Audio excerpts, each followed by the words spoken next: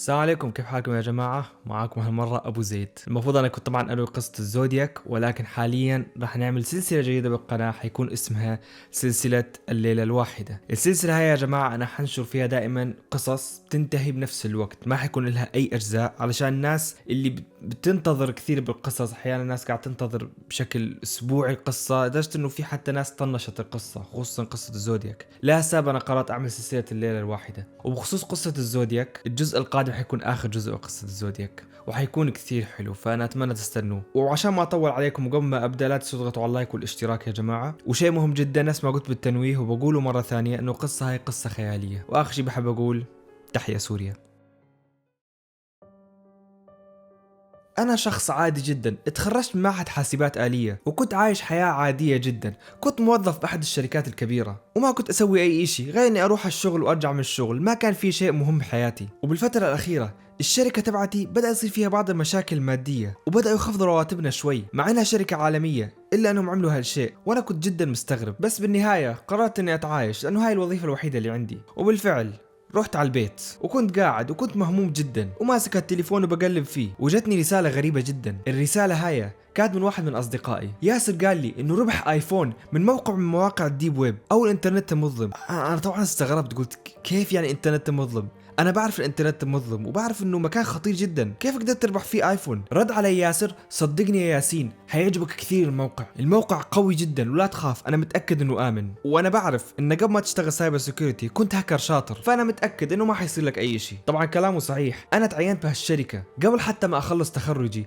بسبب مهاراتي العالية جدا بالسايبر سيكوريتي. لا السبب أنا قلت انا مش خسران اشي، وانا زمان كنت ادخل على الديب ويب، مش حكذب عليكم. انا شايف انه اخذ فرصتي واروح. وبالفعل فتحت اللابتوب وكبست على الرابط اللي اعطاني اياه. طبعا الرابط هذا ما بقدر نهائيا ادخله المتصفح العادي، لازم استخدم متصفح اسمه تور. وفتحت تور وحطيت الرابط، وبعد ما حطيت الرابط طلع لي موقع. فعلا كانت شاشة كبيرة جدا، وكان مكتوب بالنص: اضغط هنا لربح ايفون. الشاشة كانت غريبة جدا، بتحس انه كأنه مثل الإعلانات الغبية اللي بتطلع لنا على المواقع. أنا كنت مستغرب وقلت معقول هذا هو الموقع؟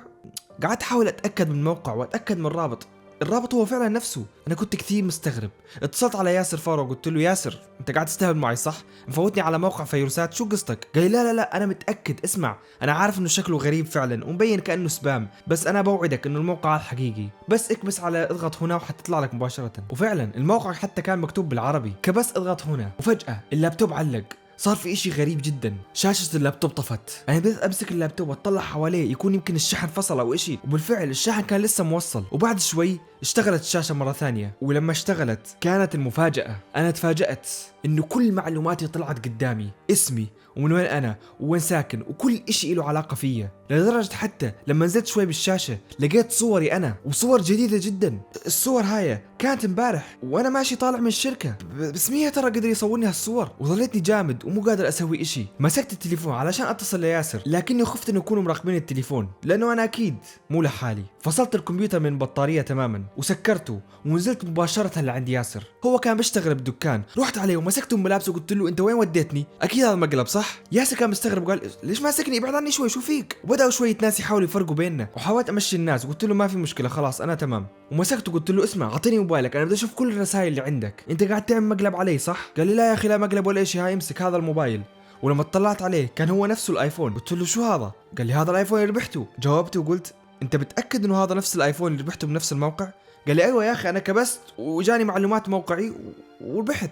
انا كنت كثير مستغرب وبديت افتش بتليفونه، لكن ما طلع اشي. الوضع كان فعلا غريب. اعطيته التليفون قلت له: انا لو صار لي اشي حيكون مسؤوليتك انت. قال لي: انا مش فاهم عن شو انت بتتكلم، وخلاص امشي فكني، ما عندي وقت. فجأة اجتني رسالة على الموبايل، لما طلعتها كانت الصدمة. الرسالة مكتوب فيها باختصار: لا تحاول، احنا استعملنا صاحبك علشان نجيبك لعندنا، بعد شوي حتصلك احداثيات لموقع، احسن لك انك تيجي عليه. انا مش عارف المصايب منين تيجيني، لكني لازم اعمل اللي قال لي عليه والا حياتي حتكون بخطر حرفيا. وبالفعل طلعت لفوق وبدأت اجهز اغراضي، وحطيت سكين عشان اضمن سلامتي، وطلعت بالسيارة وانطلقت لجهة المكان. لما وصلت المكان كان فيه مستودع كبير وكان جدا قديم، حتى الباب تبعه مفتوح. وبالفعل دخلت عليه وبدأت اقول: ها انا وصلت، انتوا وين؟ لكن ما سمعت اي صوت، كل اللي كنت اسمعه هو صدى صوتي. وبدأت ادخل وبدأت اتفحص المكان، وفجأة سمعت صوت سيارات ورايا، كانت كثيرة، كنت عارف انهم هم، لهالسبب طلعت سكيني وكنت مجهز نفسي لأي إشي. أنا شخص غير عدواني، لكن الموضوع هسه مو مزح أبدا، راح أكون عدواني على أي شخص بده يعتدي علي. نزلوا أشخاص من السيارة وكانوا لابسين بدل رسمية وكانوا جدا ضخام، وكان بيناتهم واحد كان واضح إنه الرئيس بيناتهم، وفعلا بدأ يمشي جهتي وقال لي لا تخاف، نزل السكين هاي، احنا مو جايين نأذيك، احنا جايين عشان نشغلك عندنا، انا بعرف انت مين وبعرف كل اشي عنك ومهاراتك الفذة حتفيدنا احنا. قلت له انتو مين؟ قال لي مو مهم ابدا تعرف احنا مين، انا بعرف وضع شركتك وبعرف الازمه الماليه اللي هي فيه، لهالسبب انا هون جاي اساعدك واخليك تشتغل معنا، وراح اعطيك راتب 4 أضعاف الراتب اللي بتستلمه من الشركه هاي. قلت له حدا من الانترنت المظلم بيعرض علي راتب كبير؟ اكيد شغل مو قانوني. قال لي والله فعلا طلعت ذكي انت، طبعا شغلنا مو قانوني، لهالسبب بدنا اياك تنضم إلنا، وعلى العموم ما عندك خيار انت اصلا. قلت له كيف يعني ما عندي خيار؟ انا بقدر امشي من هون باي وقت. قال لي لا، هالكلام مو صحيح، بالبداية احنا ممكن نعمل اشياء كثيرة، احنا ممكن نستأجر قاتل مأجور يقتلك بدون اي ادلة، او ممكن نطلع كل اسرارك للعالم كله، يعني باختصار انت حياتك صارت بيدنا، لهيك بنصحك انك تتعاون معنا. بديت افكر شوي واكتشفت انه انا ما عندي اي خيار، على الاقل خلني اعرف انا وين ومين هذولا وشو اللي بيعملوه، وبعدين بقرر شو راح اعمل. وبالفعل قلت له انا موافق ومشيت معه، وبدأنا نمشي لجهة السيارة وطلعت معه. قال لي اسمع يا ياسين، احنا منظمة كبيرة جدا، بنعمل كل شيء بخطر على بالك، من تجارة اعضاء الى تجارة بشر الى غسيل اموال، كل شيء انت بتتوقعه احنا بنعمله، واحنا محتاجينك تكون مساعد لغاية ما تترقى وتصير رئيس. قلت له رئيس؟ رئيس شو؟ قال رئيس قسم السايبر سيكيورتي عندنا، رح تشتغل تحت الشخص هذا هو رئيس الامن المعلوماتي عندنا، ولما تصير بمستواه هنخليك رئيس عليه، لاني انا بعرف مهاراتك وبعرف انك جدا قوي، وبعرف القصص اللي كنت تعملها، انك كنت تسرق بطايق على الانترنت. قلت له انا فعلا كنت اعمل هيك، لكن انا لما عرفت انه حرام وقفت. ناس تعرفوا انك داخل مكان ثاني مختلف تماما، احنا بنعمل اللي براسنا وبس. وما قلت له اي شيء، سكت واستنيت لغايه ما نوصل.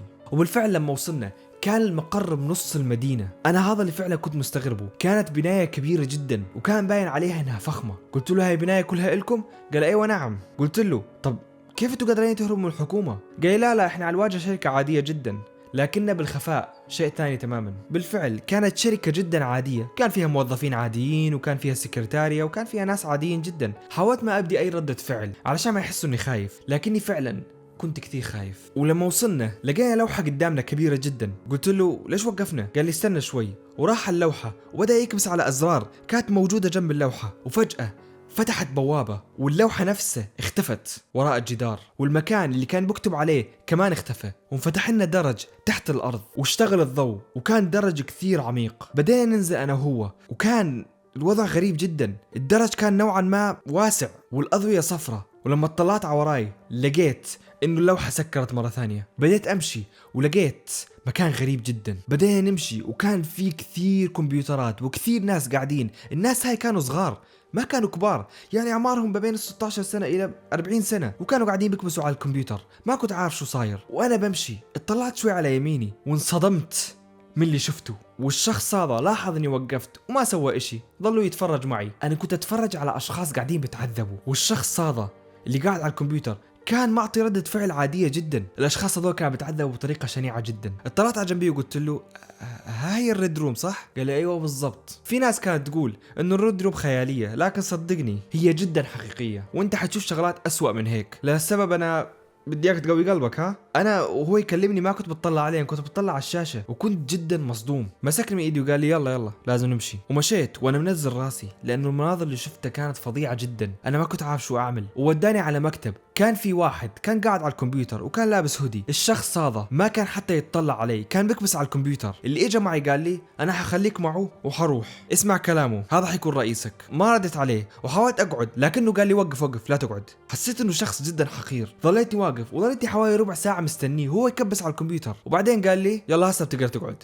قلت له يعني ليش كل هالمعامله، ما تخليني اقعد وخلاص. قال لي انت مالك راي هنا، بتعمل اللي انا بقول لك عليه وبس، واتوقع عارف شو العواقب اذا ما سويت اللي بقول لك عليه. قلت له انا عارف، بس هالشيء ما بعطيك الحق انك تخليني واقف. قال لي على العموم الكلام مش مهم، اظن انك شفت بعض عينات الشغل تبعنا. قلت له شفت ومش عارف شو اقول. قال لي ما فيش اشي تقوله، انت كل المطلوب منك انك تقعد على الكمبيوتر وتراقب الاشياء هاي، ولو شفت حدا كتب اي اشي ضد الاشي اللي قاعد يصير بالشاشه اللي عليك تعمله انك تبعث له رسالة تهديد وتبعث له موقعه، لانه مباشرة موقعه راح يطلع لك تحت، وبعدين احنا نتصرف بالباقي. قلت له طب انا ما بقدر اتحمل المناظر هاي، خليني على الاقل اشتغل اشي ثاني. قال لا هذا هو شغلك، لو مش عاجبك انا ممكن اخبر الرئيس وساعتها هو بتصرف معك. قلت له لا خلاص ما عندي خيار ثاني انا موافق. قال لي تمام يلا تعال معي، وبدأت امشي معه ووداني لمكان بالمستودع الكبير هذا، وقعدت جنب بنت كان واضح عليها البرود الشديد. كان يقول لي اظن انت عارف شو تعمل، ادخل هون وكذا، وبدأ يشرح لي كيف اسوي، والفعل بالاخير تعلمت وظهر قدامي التعذيب الشنيع اللي كان يصير. طلعت على البنت اللي جنبي وكنت شايفها قاعدة تبتسم. انا كنت كثير مستغرب. لما طلعت على شاشتها كان برضو في تعذيب لكنه كان اشد بكثير. بدأت تقول لي شوف هالغبي شلون قاعد يضربه. قلت لها هالاشي ما بدو ولا الضحك على فكرة، هاي الناس قاعد تعذب. اطلعت علي باستغراب وقالت انت شو قاعد تقول؟ قلت لها صحيح هذا شغلنا، لكن بالنهاية برضو مو لازم احنا نوافق على هالاشي. قالت لي لا عادي، المناظر هاي حتتعود عليها، على مو بحب اعرفك عن نفسي، انا نسرين. ومدت ايدها تسلم علي، لكني ما رضيت اسلم عليها وانا بتطلع على الشاشة. والاشي جدا بشع اني كنت اسمع اصوات الناس حواليا كانت تضحك، في ابتسامات وضحك وناس ماسكة شاي ولا كأنه في اي اشي. وبديت افكر بين نفسي وقلت لا انا لازم اتصرف، انا لازم اعمل اشي. اطلعت علي وقالت لي اسمع ترى احنا هون ما بنستعمل اسامينا. انا حبيت اقول لك اسمي لاني لقيتك شخص هادي. احنا هون بنستعمل لقب اكس، هاي اسامينا. انا اكس 507. اتوقع انت. اطلعت على الشاشة وبدأ عليه علامات استغراب. قالت انت بس اكس؟ كيف انت بس اكس؟ اكس هو الرئيس. انا استغربت وقلت مش عارف بصراحة. قالت يبدو ان الرئيس حبك كثير اعطاك لقبه. قلت له كيف يعني مش فاهم. قالت لي اسمع احنا هون نمشي بالالقاب، منظمتنا اسمها منظمة اكس، وكل اسامينا هي اكس وبعديها رقم، لانه احنا ما بنعترف بالشخصيات ولا الاسماء، لحساب كل واحد منا انه رقم. وبصراحة عجبني الاسم الهاكر اكس، لكن هالاشي ما بيعني اني حظني مكمل هون، لازم اتصرف بالبلاوي اللي انا قاعد اشوفها.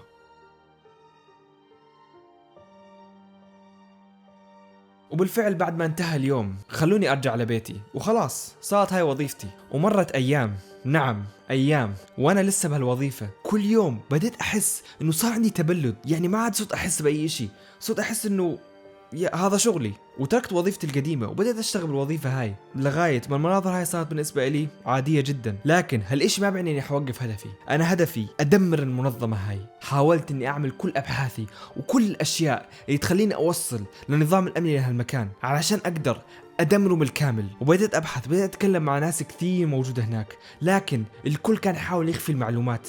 ما كنت قادر أعمل أي إشي، لغاية ما بيوم من الأيام إجاني شخص. الشخص هذا اسمه إكس 45. الشخص هذا كان مختلف تماما عن الجميع، كان دائما انعزالي، وجهه باهت، ما بتكلم مع اي حدا وما حدا بتعاون معه، وحتى الكمبيوتر تبعه اللي بيشتغل فيه مفصول عنا تماما. هو بنفس القاعة لكنه دائما بيكون بزاوية لحال. هالاشي اثار فضولي جدا، وقررت اني اقرب منه واعرف يمكن يقدر يساعدني باي اشي. ولما رحت عليه قال لي امشي. قلت له طب استنى انت ما بتعرف شو بدي؟ قال لي بكل هدوء انا ما عندي وقت اضيعه، امشي من هون. قلت له طب بس جاوبني انت ليه هون قاعد لحالك؟ قال لي اني بكره الناس. انت شو اسمك؟ قلت له انا اكس. رفع راسه لفوق قال لي انت هو اكس اللي ما وراه رقم؟ قلت له ايوه نعم. طيب انت ما عرفت ليش سموك اكس بدون ارقام؟ قلت له بصراحه ما عرفت وما بدي اعرف اصلا، انا كل الموضوع هذا مو عاجبني. فتح عينه على الاخر وقال لي مو عاجبك؟ قلت له ايوه بالضبط. قال لي طب اسمع انت متى بتخلص شغل؟ قلت له يعني الساعه 4 هيك. قال لي تمام حشوفك برا بعد شوي. وبالفعل كانت الساعه حوالي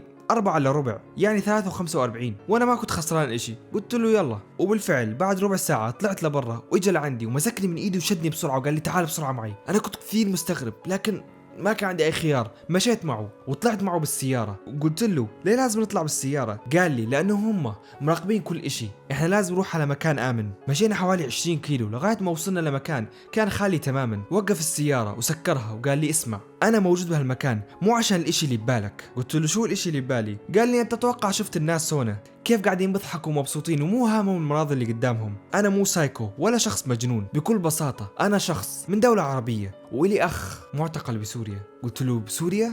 وين بالضبط؟ قال لي معتقل صدنايا. طبعا الاسم هذا انا خطر على بالي. قلت له المعتقل اللي في فيديوهات الديب ويب عليه؟ قال لي بالضبط، اغلب الفيديوهات اللي انت قاعد تشوفها هي من المعتقل هذا. الوحوش هناك قاعدين بيعذبوهم تعذيب شديد جدا وقاعدين يبيعوها على الديب ويب، واحنا وظيفتنا انه نأمن البث المباشر هذا بحيث ما حدا يقدر يخترقه وينهيه. قلت له فعلا لاحظت انه بيتكلموا عربي بس ما كنت عارف انه صدنايا. قال لي ايوه اخي معتقل هناك وانا جيت المنظمة هاي عشان اقدر ادمرهم واطلعه من السجن. قلت له كيف بدك تطلعه؟ قال لي بكل بساطة لو قدرت اني ادمر النظام الامني بالكامل ما حيقدروا يعملوا بثوث مباشرة، وبالطريقة هاي يمكن التعذيب يوقف. قلت له انا موافق، انا بدي اساعدك، انا كرهان كل الشغل هذا. قال لي تمام، لكن كيف اقدر اثق فيك؟ قلت له انا كنت حسألك نفس السؤال، كيف بدي اعرف انك انت مو من طرف الرئيس؟ قال لي انا حورجيك. وبالفعل طلع تليفون وورجاني، قال لي هذا اخوي، وكان فيديو عن تعذيب لاخوه، وكان في تعليقات بالفيديو. الفيديو هذا مسجل لايف فيديو. قال لي اسمع وركز سمعك كويس، انا الفيديو هذا بالتحديد سجلته عشان يكون دليل انه هذا اللي بالفيديو هو اخوي. وبالفعل في تعليق انكتب،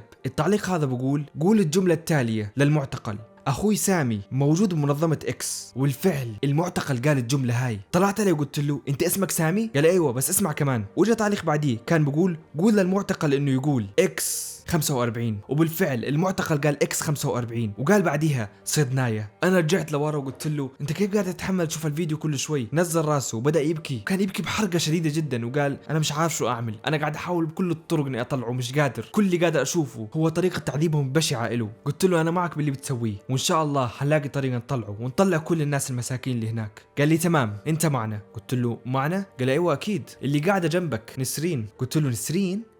نسرين هاي كانت تضحك على الفيديوهات، شو قاعد تقول انت؟ قال لي هي قاصده تعمل هيك علشان ما تثير البلبله وعشان ما تثير الشك عليها، لكن صدقني هي كل يوم تتصل علي وهي تبكي بحرقه شديده على اللي قاعده تشوفه. قلت له طب شو حنعمل؟ شو هي خطتنا التاليه؟ قال لي بالوقت الحالي لازم نتحرك بسرعه، اليوم رح ندمر المنظمه. قلت له انت متاكد؟ قال لي ايوه انا متاكد، وفي اخبار ثانيه كبيره جدا صايره. قلت له شو صاير؟ قال لي اتوقع انت سمعت بالاحداث الاخيره اللي صايره وكيف انه الثوار قربوا للشام. قلت له هالكلام صحيح وفعلا اخبار كبيره جدا. قال لي انا وصلتني اخبار كثيره عن طريق الديب ويب مثابها انه الرئيس الساقط بشار الاسد هرب لروسيا، والثوار قربوا كثير ليصلوا للصدناية، بس قبل ما يوصلوا لازم ادمر المنظمه هاي. قلت له تمام أنا جاهز. وبالفعل اتحركنا بسرعة ورجعنا للمنظمة، لكن رجعنا من باب الوراني، ولما رحت لهناك لقيت ناس كثير واقفين، وبينهم كانت نسرين. كان في 4 أشخاص، 2 ضخمين وواحد كان شوي نحيف، وكانت نسرين. قالت لي اسمح لي هذاك اليوم انا اضطريت اعمل هيك لانه كانوا يراقبونا.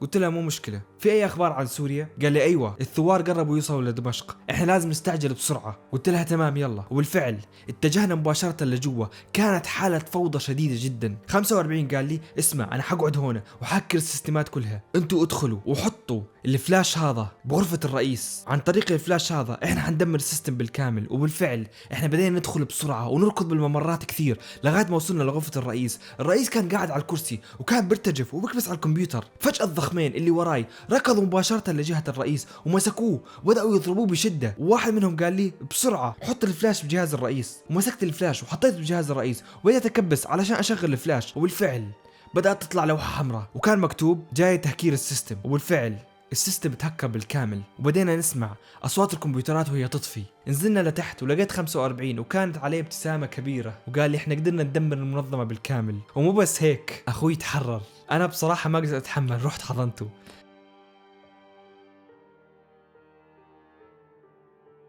وطلع فيديو، بس مع الأسف أخوه كان بحالة سيئة جدا، كانت عيونه مفتحة على الآخر وكان مرعوب.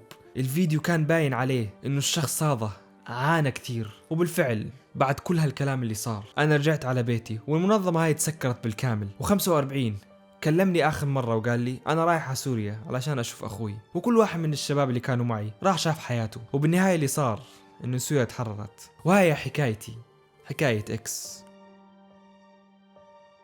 وبس يا جماعة، هاي كانت نهاية القصة. طبعا بعيد وبكرر انه القصة هاي قصة خيالية لكنها جدا واقعية. في اخبار كثير وصلت يا جماعة انه الكلاب اللي كانوا يعذبوا الناس في سجن صدنايا كانوا يبثوها على الديب ويب وكانوا يبيعوها بآلاف الدولارات. الحمد لله رب العالمين انه سوريا تحررت من النظام هذاك. وعلى العموم القصة الجاية قصة الزودياك حتكون لها علاقة بموضوعات تماما، فجهزوا نفسكم لأنه القصة الجاية حتكون جدا رائعة وحتعجبكم، وحتكون نهاية قصة الزودياك. ومن بعديها حنبدأ قصة الليلة الواحدة نفس القصة هاي. واعذروني اني طولت، وشكرا لاي شخص وصل لهاللحظة. اذا انت وصلت لهاللحظة انت انسان رائع جدا، انا بحييك جدا بصراحة. بتمنى انك تدعي لاخوانك بسوريا واخوانك بكل مكان لانهم فعلا محتاجين دعائنا ومحتاجين دعمنا. واتمنى فعلا السلام للوطن العربي وللعالم كله. شكرا جزيلا لكم يا جماعة، كان معكم ابو زيد، مع السلامة.